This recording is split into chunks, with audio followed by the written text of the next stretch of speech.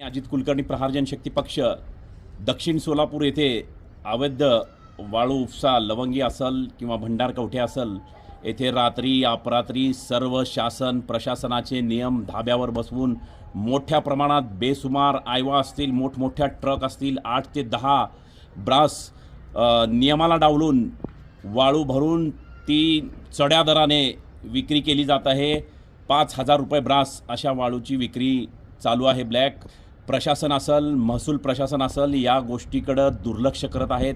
बहुतेक त्यांना लक्ष्मी दर्शन झालेलं आहे असं मला या माध्यमातून वाटत आहे। मी काल कलेक्टर साहेब असतील, तहसीलदार साहेब असतील किंवा सर्कल तलाठी यांना पत्र पाठवलेले आहे की याच्या विरोधात मी जे काही महसूल मंत्री असतील यांचा पुतळा त्या नदी पात्रात पाण्यात बुडवून किंवा त्या वाळूत गाडून आंदोलन करणार आहे 4 ते 8 दिवसानंतर।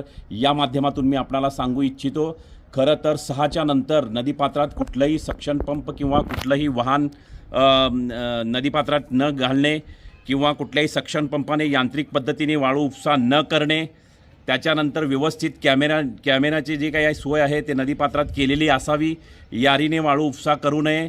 म्हणजे हे सगळे नियम शासनानेच घालून दिलेले असताना याच नियमाची पायमल्ली करून संबंधित वाळू माफिया आहे वाळूचं किती म्हणजे हायदोस घातलेला आहे नदीपात्रात, हे आपल्याला या माध्यमातून खालचे जे काही व्हिडिओ आहेत त्या माध्यमातून आपल्याला दिसेलच। जेणेकरून महसूल मंत्री असेल, नेहमी मी 10 वेळा महसूल मंत्र्याला फोन केला या बाबतीत, पण महसूल मंत्र्यांचे PA फोन उचलून सांगतात की बाबा महसूल मंत्री मीटिंगमध्ये आहेत, ह्याच्यामध्ये त्याच्यामध्ये। मी या सरकारला किंवा या महसूल मंत्र्यांना प्रश्न विचारतो, खरं तर महाराष्ट्राची किंवा भारताची संपत्ती असं कुणाच्या तर हातात देऊन अवैध असे नुसते करोडो रुपयांची माया जमवणारे या वाळू माफियांना म्हणजे तुम्ही कुठल्या कायद्यामध्ये या वाळू माफियांना सूट देत आहात? काही दिवसापूर्वी पालकमंत्र्यांनी सांगितलेलं होतं की वाळू माफियांच्या विरोधात मोक्का दाखल केला होता। मोक्का दाखल करून त्यांना तडीपार, हद्दपार किंवा त्यांच्यावर NPD अंतर्गत कारवाई केली होती। मी पालकमंत्र्यांना विनंती करतो, ही वाळू माफियांना आपण ही कारवाई करणार का? त्यांच्यावर मोक्का लावणार का? किंवा त्यांच्यावर NPD अंतर्गत कारवाई करणार का?